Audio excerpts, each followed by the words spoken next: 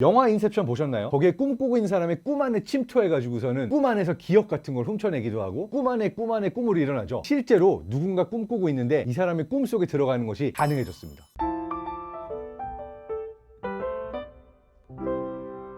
안녕하세요, 뇌과학 박사 장동선입니다. 오늘은 정말 엄청난 논문을 갖고 왔어요. 바로 영화 인셉션에서처럼 꿈꾸고 있는 사람의 뇌를 연구자들이 보면서 이 사람이 꿈을 꾸고 있을 때 꿈 안으로 과학자들이 침투해 들어가는데 성공했다는 그런 연구 논문이 나온 겁니다. 어떻게 꿈 안에 침투할 수 있었는지 궁금하시죠? 근데 이걸 정확하게 이해하려면 우리가 꿈을 왜 꾸는지, 꿈을 꿀 때 뇌 상태는 어떤지를 이해해야 됩니다. 그래서 1분 버전으로 설명해 드리도록 하겠습니다. 우리가 잠을 잘 때는 크게 두 개의 상태가 있다고 볼 수 있어요. 비렘 수면과 렘 수면이 있는데 꿈을 꾸는 거는 렘 수면일 때 꾸는 겁니다. 이름이 왜 렘 수면이냐? 영어로 Rapid Eye Movement라고 해서 꿈을 꾸고 있을 때는 밖에 깨인 사람이 보고 있으면은 눈은 감겨 있지만 눈이 막 계속 움직이는 것처럼 눈이 빠르게 움직이고 있는 상태다. 그래서 렘 수면이라고 그럽니다. 그리고 꿈을 꾸는 거는 비렘 수면일 때가 아니라 렘 수면일 때만 꿈을 꾸도록 돼 있어요. 참고로 동물도 꿈을 꿀까요? 포유류하고 조류는 꿈을 꾸는데 파충류, 양서류, 어류는 꿈을 꾸지 않습니다. 왜냐하면 파충류, 양서류, 어류는 비렘 수면만 있지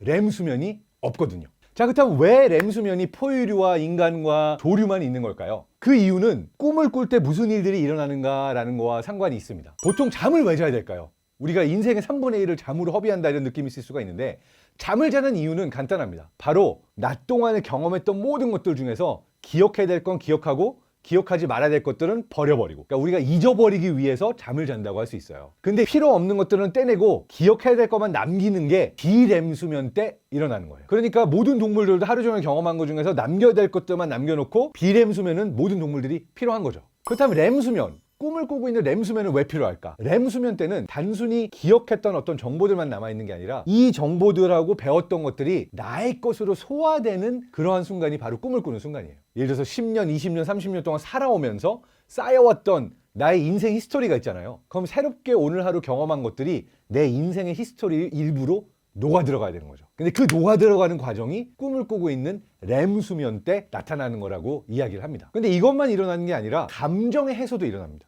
하루 종일 우리가 생활하면서 뭐 속상한 마음도 있고 막 무서웠던 것도 있고 되게 스트레스 받았던 것도 있고 이렇잖아요. 근데 재밌게도 꿈을 꿀 때는 아드레날린이라고 그러는 스트레스 호르몬이 거의 0으로 갑니다. 그래서 내가 낮 동안 힘들었거나 뭐 어떤 속상했거나 이런 감정적인 기억들이 꿈을 꾸면서 해소가 된다고도 얘기를 하고 있어요. 실제로 불면증을 경험하고 있는 많은 사람들의 경우에는 어떤 감정적인 장애를 호소하는 경우도 많다고 그래요. 자, 정리해볼까요? 우리가 꿈을 꾸는 순간은 렘 수면 때 꿈을 꾸고, 렘 수면이 있는 이유는 기억을 내 삶의 히스토리, 그 전에 경험했던 것들을 합쳐가지고 융합해서 넣기 위해서, 그리고 어떤 힘들었던 감정적인 기억이나 스트레스들을 해소하기 위해서 두 가지라고 이야기를 합니다. 근데 이 두 가지가 다 중요한 게요, 예를 들어서 운동선수가 열심히 운동을 했어요. 그리고 나서 잠을 잤는데 꿈을 꾸는 렘 수면을 안 했다. 그러면은 자고 일어나가지고 여전히 찌부둥하거나 아니면은 배웠던 것들을 잘 활용을 못하는 경우가 많아요. 근데 피아니스트의 경우에 자기 전에 연습을 막 했어요. 그리고선 잤는데 꿈을 제대로 꾼 거예요. 그리고 나서 일어나면은 안 쳐지던 피아노 선율들이 갑자기 쳐진다고 합니다. 그러니까 내 능력도 향상이 되고 창의성도 새로 생겨나고, 말하자면 꿈을 꾸면서 이 경험했던 것들이 나의 일부가 되면서 실력도 업그레이드가 되고 새로운 생각들을 할 수 있다고 하는 거죠. 그러니까 꿈을 꾼다라는 행위는 렘 수면을 한다는 거는 아주 중요한 겁니다. 근데요, 어떻게 꿈속에 침투해 들어갔는가를 살펴봐야 될 텐데, 비렘 수면 때는 뇌가 거의 자고 있는 상태이기 때문에 뇌 안의 신호가 쫙 줄어듭니다. 근데 렘 수면, 꿈을 꾸고 있는 동안에는 뇌를 살펴보면 거의 깨 있는 거랑 똑같은 상태로 뇌가 아주 활발하게 생각도 하고 여러 가지를 하고 있는 거예요. 그런데 꿈을 꾸고 있는 상태는 한 가지가 다른데 바로 온몸이 마비된 것과 같은 상태로 들어갑니다. 뇌는 깨어 있지만 뇌가 깨어 있다고 내가 막 팔도 움직이고 막 온몸을 움직이게 되면 약간 위험할 수가 있잖아요. 몽유병도 위험한 병이고 갑자기 일어나게 되는 이런 것들도 사실은 한번 검진을 받아야 되는 질환에 가깝다고 할 수가 있는데, 꿈을 꾸는 동안에 정상적인 경우에는 온몸이 마비된 것처럼 몸의 기능이 움직이지 못하도록 막아놓습니다. 물론 이제 나이가 들고 시간이 지날수록 완벽하게 몸이 마비되는 게 아니라 조금씩 움직이기도 하고 막 잠꼬대도 하고 이런 것들이 있기는 해요. 근데 기본적으로는 꿈꾸는 동안에는 몸이 움직이지 않도록 신호가 끊기는 거죠. 자, 그렇다면 몸의 신호가 끊기니까 이 사람이 외부랑 신호를 할 수가 없겠죠. 예를 들어서 내가 꿈속에서 얘기를 들어도 팔을 들어서 들었어라고 한다든지 손가락을 움직인다든지 이런 신호를 보낼 수가 없는 겁니다. 유일하게 움직일 수 있는 건 얼굴 근육을 좀 움직일 수가 있고요, 그리고 눈을 움직일 수가 있습니다. 그래서 연구자들은 꿈을 꾸고 있는 사람과 어떤 형태로 커뮤니케이션을 시도했냐면은 이 사람이 만약에 꿈속에서 과학자들이 보내는 신호를 들었다 또는 보았다 라고 하면은 눈을 왼쪽 오른쪽으로 움직이는 특정 종류의 신호를 보내도록 했고요. 그게 어려우면은 미소를 지었다든지 특정 표정을 짓도록 해가지고 서로가 커뮤니케이션을 주고받도록 했습니다. 그리고 나서 또 하나가 중요한데요. 바로 자각몽을 꾸는 걸 연습했어야 됐어요.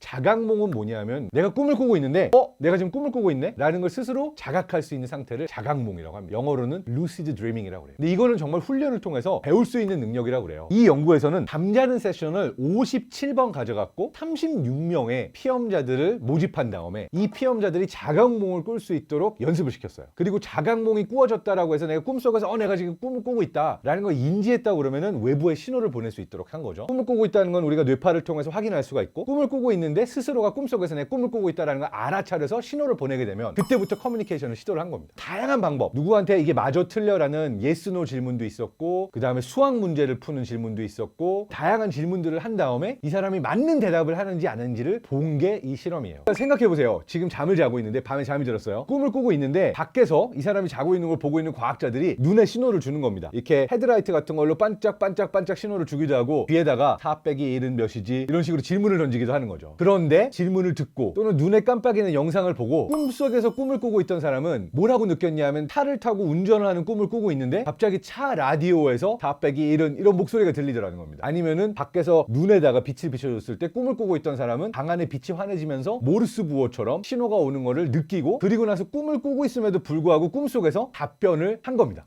답변을 어떻게 했느냐? 꿈 꾸고 있는 사람이 눈을 움직인 거죠. 그래서 눈을 감고 자고 있지만 눈 움직임을 통해서 왼쪽 오른쪽 왼쪽 오른쪽으로 눈 움직임을 통해 가지고 내가 당신의 신호를 들었다, 그리고 아이 답은 이거다 라고 커뮤니케이션을 한 겁니다. 정말 엄청나지 않나요? 그래서 실제로 이게 서로 다른 4개의 나라에서 이 실험을 동시에 진행을 했어요. 그러니까 말하자면 특정 방법으로만 꿈에 들어갈 수 있다라고 그런다면 이걸 증명할 수가 없으니까 각자가 다 시도해보자 라고 그래서는 미국, 프랑스, 네덜란드, 독일에서 백악각의 방법으로 시도를 한 거죠. 근데 4번 중에 한 번 꼴로 꿈을 꾸고 있는 사람이 지금 내가 꿈을 꾸고 있고 알아차렸어 라고 신호하는데 성공을 합니다. 그리고 여러 개의 질문을 던진 것 중에 47%, 거의 전체 피험자의 반 정도는 적어도 하나의 질문을 정확하게 답하는데 성공합니다. 이걸 통해서 이제 알려진 새로운 사실은 뭐냐면, 기존까지는 꿈 연구를 한다는 자체가 자고 일어나서 깬 다음에 무슨 꿈을 꿨어요 라고 하고선 받아 적거나 녹취하는 것밖에 없었거든요. 근데 이 방법을 통해서는 꿈을 꾸고 있는 사람의 꿈 안에서 외부에 있는 과학자들하고 커뮤니케이션을 하는데 성공한 첫 사례라고 할 수가 있습니다. 인터액티브 드리밍이라고 할 수 있는 거죠. 그래서 이 방법론을 통해서 꿈을 꾸고 있는 동안에 우리 뇌에서 어떤 일들이 일어나는지, 그리고 이런 꿈을 통해서 우리가 새로운 정보를 주거나 학습을 하거나 아니면 치유의 영역에까지 이걸 사용하는 게 가능할지 더 많은 연구들이 이루어질 수 있을 거라고 생각을 합니다. 참고로 일본 교토에서도 비슷한 실험을 했었는데, 이때는 계속해서 꿈을 꾸고 있는 사람의 뇌파를 측정한 다음에 깨워가지고 무슨 꿈을 꿨어요 라고 하고 다시 꿈에 넣고 다시 깨우고 이런 식으로 했거든요. 근데 이걸 수백 번 해가지고 이 사람이 지금 가구 꿈을 꾸는지 침대 꿈을 꾸는지 개가 나왔는지 사람이 나왔는지 남자인지 여자인지 이러한 것들을 뇌파만 보고 알아맞힐 수 있는 정도까지도 이 방법론으로 성공했었거든요. 이게 2013년도의 일인데, 지금 나온 것처럼 꿈속에 있는 사람과 직접 대화하는 형태의 커뮤니케이션이 가능해지게 되면은 우리는 더 정확하게 꿈꾸고 있는 사람의 뇌를 보면서 이 사람이 무슨 꿈을 꾸고 있는가까지도 알아낼 수 있는 날이 올 수도 있을 겁니다. 말도 안 될 거라고 생각했는데 영화 인셉션에서 있었던 일들의 일부가 실제로 현실에서도 가능하게 된 거죠. 너무너무나 흥미로운 뇌과학의 가장 최전선에 있는 새로운 연구를 오늘 소개해 드렸고요. 여러분 모두 한 가지는 기억하셔야 될 게 있습니다. 만약에 좀 힘들었다, 내가 잊고 싶은 일들이 있다, 또는 내가 새로 배우고 싶은 일들이 있다, 잠을 잘 자야 됩니다. 왜냐면 아까 말씀드린 것처럼 잠을 푹 잘 자고 일어나야지만 안 좋은 감정적인 기억들을 잊어버릴 수가 있고, 내가 배웠던 기억들은 뇌 안에 남아서 나의 일부가 되거든요. 그래서 잠을 잘 자는 건 아주 중요하고요. 그것도 또 중요한 게, 내가 너무 늦게 잠을 자러 간다 그러면은 공부했던 것들을 잘 기억하지 못할 수가 있어요. 근데 또 내가 너무 일찍 일어난다 그러면 아까 말했던 렘 수면을 잘 못할 경우가 있습니다. 왜냐면 렘 수면은 자기 일어나기 직전에 제일 많이 하거든요. 그러니까 우리가 자고 일어나서 꿈을 기억하는 이유도, 꿈을 많이 꾸는 렘 수면은 밤새도록 자게 되면 아침나절에 마지막 2시간의 렘 수면을 한다고 할 수 있어요. 그래서 여러분, 꿈을 잘 꾸는 것도 아주 중요하고 잠을 잘 자는 것도 아주 중요한데, 숙면도 취하셔서 잠도 잘 자고 꿈도 잘 꾸시면서 여러분 모두 행복하시기를 기원합니다. 여러분 모두